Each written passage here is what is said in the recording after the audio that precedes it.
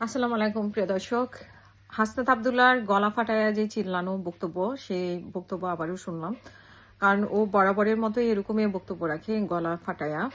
আর যেই আমরা হাসনাত আবদুল্লাহ সহ এনসিপির অনেক নেতাদের এই ধরনের চ্যালেঞ্জ দেওয়া দেখেছি যে আল্লাহকে সাক্ষী রেখে, বাংলাদেশকে সাক্ষী রেখে তারা কোনো টাকা খায় নাই, তারা কোনো দুর্নীতি করে নাই, তারা কোনো অপরাধ করে নাই। তারা করেছে কি করে নাই, বাংলাদেশের মানুষ বোকা না। ঠিক আছে, তারা 17 বছর, মানে 17 বছরের প্রশ্ন তুলে, যে হাসনাত আবদুল্লাহ 17 বছর প্রশ্ন তুলেছে যে তারা 17 বছর কিছুই করে, মানে যারা কিছুই করে নাই তারা এখন দেবিদ্বারের মানে ভোটে জিততে চায়, এবং যারা প্রেক্ষাপট পরিবর্তনের পরে তাদের চেহারা বদলেছে, এবং তারা মানে সরকারের সাথে গত সরকারের সাথে তাল মিলিয়ে না চললে তাদের হতো না। সুতরাং তাদেরকে ভোট দেওয়া যাবে না। ঠিক আছে, তাদেরকে ভোট দেওয়া যাবে না, কিন্তু 17 বছর এক দেবিদ্বারের বা একজন দুইজনের উদাহরণ টানলে তো হবে না। 17 বছর মানে বিএনপি জামাত কি পরিমাণ অত্যাচার নির্যাতন সহ্য করেছে সেটা আমরা নিজের চোখেই দেখেছি। তাদেরকে কিভাবে অপ্রাসঙ্গিক করে রাখা হয়েছে রাজনীতিতে, তারপরেও সেই দলটি কিন্তু ভাঙেনি। ভাই, আপনাদের এনসিপি কিন্তু 2 দিনেই ভেঙে গেল। ঠিক আছে, আপনাদের সিস্টাররা সব চলে গেল। যে সিস্টারদের মানে সামনে রাখতেন আপনারা, যে সিস্টাররা এতদিন আপনাদেরকে আগলে ছিল, সেই সিস্টাররা আপনাদেরকে চলে গেছে। এখন আপনারা আমাদেরকে আদর্শের বলি শোনান। আপনি বাংলাদেশকে সাক্ষী রাখছেন, আপনি আল্লাহকে সাক্ষী রাখছেন, 1 কাপ চায়ের টাকা নিয়েছেন কিনা এই সাক্ষী না রেখে নিজে সৎভাবে মানে কথা বলেন। এত সাক্ষী তো প্রয়োজন নাই। কেউ তো আপনার কাছে জবাবদিহিতা চায়নি, কেউ আপনাকে প্রশ্ন করেছে আপনি টাকা খেয়েছেন কি খান নাই। এটা যার যার ধারণা। আপনি এই কথা বলে আপনি কি সবার ধারণা চেঞ্জ করতে পারবেন? আপনি আমার ধারণা চেঞ্জ করতে পারবেন? আমার মতো 10টা মানুষের ধারণা চেঞ্জ করতে পারবেন আপনি টাকা খেয়েছেন কি খাননি? এবং আপনি বলছেন যে দেবিদ্বারকে আর মানি মেশিনের মানে মানি মেশিনের কারখানা বা এমন কি একটা বলেছেন, মানি মেশিন বানানো যাবে না। তো মানি মেশিন তো আপনারা বানিয়েছেন জুলাইকে। সেই জুলাই ব্যাপারে আপনারা কি বলবেন? তো জুলাইকে আপনারা অনেকেই, আপনাদের এক একজন তেল তেলে চকচকে ঝকঝকে, আপনি কত টাকা খেয়েছেন সেটা আমরা জানি না, কিন্তু মানুষ থেকে কেন আপনি টাকা নিয়ে মানে মানুষ, আপনি বলছেন যে কেউ প্রমাণ করতে পারবে না কিনা কারো থেকে একটা মানে 1 কাপ চায়ের টাকা নিয়েছেন। আপনি 1 কাপ চায়ের টাকা নেবেন কেন? আপনি গাড়ির টাকা নেবেন, আপনি কোটি কোটি টাকা নেবেন, এবং মানুষ আপনার পকেটে দিয়ে যাবে। তো এটা প্রমাণ করার কিছু না। আপনি জানেন যে এগুলো মানে এগুলো একটা বোকামি কথা। আসলে আপনাদের মানে কিছু কিছু মানে আপনারা তো মাইন্ড করেন বাচ্চা বলে, বাচ্চাদের দল বলে। আপনাদের মানে এই কথাগুলো কিন্তু এক ধরনের ছেলে মানুষই। আমরা কিন্তু রাজনীতিতে এই ছেলে মানুষের কথাগুলো কিন্তু যায় না।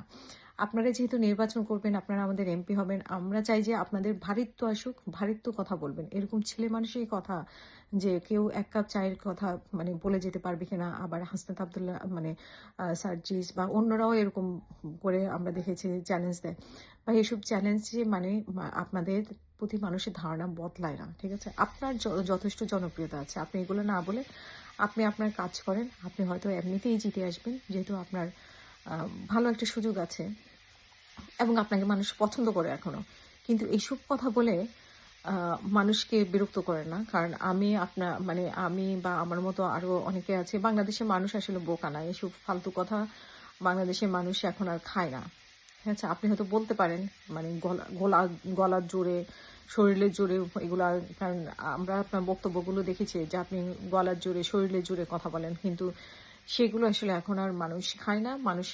মানুষ বিরক্ত আসলে, বুঝছেন? আমাদের রাজনীতির ব্যাপারে মানুষ বিরক্ত, মানুষ সৎ চায়। মানে সৎ মানুষের সততা পরীক্ষায় আপনারা কিন্তু আপনারা ফেল করেছেন।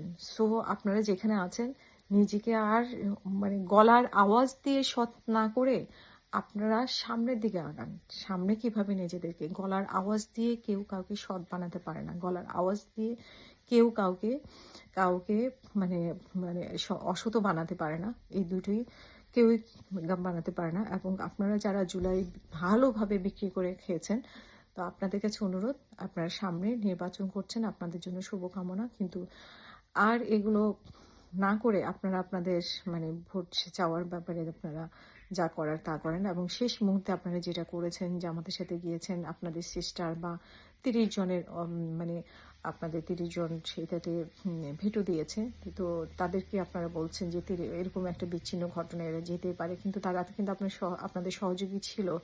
এই 1.5 বছর তাদেরকে ব্যবহার করেছেন আপনাদের রাজনৈতিক দলের জন্য, কিন্তু আপনারা তাদেরকে গুরুত্ব না দিয়ে, এবং আপনি দেখেন যে যেই দলের সাথে আপনারা গিয়েছেন সেই দলে কিন্তু নারী নেতৃত্ব তারা মানে না। সেটা জেনেও কিন্তু মানে না বলতে তাদের কোনো নারী প্রার্থী নেই। তারপরেও আপনারা তাদের সাথে গিয়েছেন। এখন মানে আপনাদেরকে অনুরোধ করব আপনারা এই গলাবাজি না করে আপনারা কাজ করেন। আপনারা ভোট চান। আপনাদের মানুষ যদি পছন্দ করে অবশ্যই মানুষ ভোট দিবে। আর মানি মেকিং এর মেশিন মানি মেকিং এর মেশিন আসলে সবার কাছে আছে এবং সবাই কিন্তু এমপি হলে মানি মেকিং সেটা আপনারা খুব দ্রুত এটা হতে পারবেন। মানে আপনাদের সেই আপনারা হচ্ছেন যে শর্টকাট আপনারা দেখেন, এটা মানুষ বুঝে গেছে যে আপনারা শর্টকাট পথ খোঁজার চেষ্টা করেন। যেরকম শর্টকাট খুঁজে আপনারা রাতারাতি সবাই বড়লোক হয়ে গেছেন জুলাইকে ব্যবহার করে। তো আর বিএনপির কথা কি বলবো, তারা তো পুরাতন রাজনীতিবিদ, তারা আরো বেশি জানে যে কিভাবে মানে ইয়েতে গেলে এমপি হলে মানে মেকিং করা যায় সেটা সবারই জানা আছে। ঠিক আছে, তো আমাদের দেশে তো এরকমই এমপিরা যে খুব দ্রুত বড়লোক হয়ে যায়। তো আপনারা মানে এমপি মন্ত্রী না হয়ে আপনারা বড়লোক হয়ে গেছেন, সেটা এক একজনের দিকে তাকালেই বোঝা যায়। আর বিএনপি তো অনেক পুরাতন রাজনীতিবিদ, পুরখাও রাজনীতি করে তারা। দুর্নীতি করে, কিন্তু তারা কিন্তু 17 বছর মাঠে ছিল, কষ্ট করেছে, কিন্তু বিএনপি ভাঙে নাই। আপনারা দুদিনেই কিন্তু সেটা আপনাদের ক্ষমতার লোভে হোক বা আপনাদের মানে ক্ষমতার লোভে বা আদর্শ থেকে বঞ্চিত হয়ে আপনারা কিন্তু জামাতের সাথে গিয়েছেন। আপনারা সবার কথা চিন্তা করেন, কিন্তু একটা নতুন দলের কাছে মানুষের অনেক আশা ছিল। বিশেষ করে আপনাদের নারীরা কিন্তু সৎ ছিল, মানে নারী নেত্রীরা কিন্তু সৎ ছিল। আপনাদের ব্যাপারে অনেক কথাবার্তা আসলো, নারী নেত্রীদের ব্যাপারে কিন্তু সেরকম কোনো প্রসঙ্গ আসেনি। মানে টাকা দুই একজনের ব্যাপারে এসেছে, তো আপনারা তাদেরকে ছেড়ে দিয়েছেন ক্ষমতার মানে স্বপ্নে। সো আমি জানি না আপনাদের প্রতি মানুষের আস্থা বিশ্বাস করি, তারপরেও আপনাকে মানুষ পছন্দ করে। সো এসব অপ্রাসঙ্গিক কথা বলে নিজেকে অপ্রাসঙ্গিক করে ফেলবেন না।